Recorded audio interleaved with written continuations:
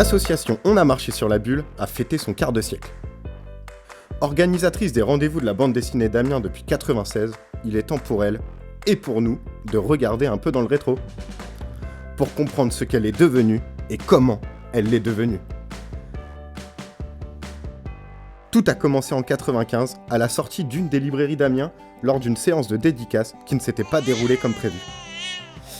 En fait, elle s'était pas déroulée du tout. Faisant le constat amer qu'il n'y avait pas grand-chose de fait autour de la bande dessinée sur Amiens, nos 5 passionnés se mirent à discuter. Voulant satisfaire leurs désirs les plus fous, ils identifièrent très vite ce qu'il manquait dans leur ville. Concluant que l'on n'était jamais mieux servi que par soi-même, c'est sur un trottoir qu'est née l'idée de créer une association dédiée à la bande dessinée. Très vite, des contacts sont pris avec 4 autres passionnés ultra motivés, susceptibles d'être intéressés. C'est au final une bande de 9 irréductibles animés par le même feu qui scellèrent leur destin en créant l'association On a marché sur la bulle. La librairie Bulle en stock ouverte, elle devenait le point de ralliement d'une organisation qui pour le moment restait cachée. Le réseau était en place et organisait en secret la résistance. Les membres de l'association se donnèrent 1 an pour observer comment faisaient les autres festivals. À la fois pour prendre ce qu'il y avait de meilleur dans chacun, mais surtout éviter de refaire ce qu'il y avait de pire.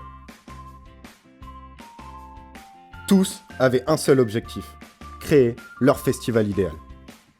Il a fallu réfléchir vite et bien pour faire face à des problèmes majeurs. La solution trouvée fut de limiter le festival à 9 auteurs invités. Et pour éviter les frais d'hôtellerie, chacun des membres devait inviter son auteur à dormir chez lui.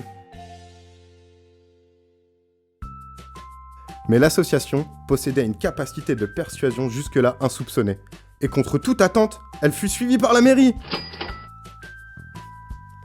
Le réseau grandit très vite en souterrain.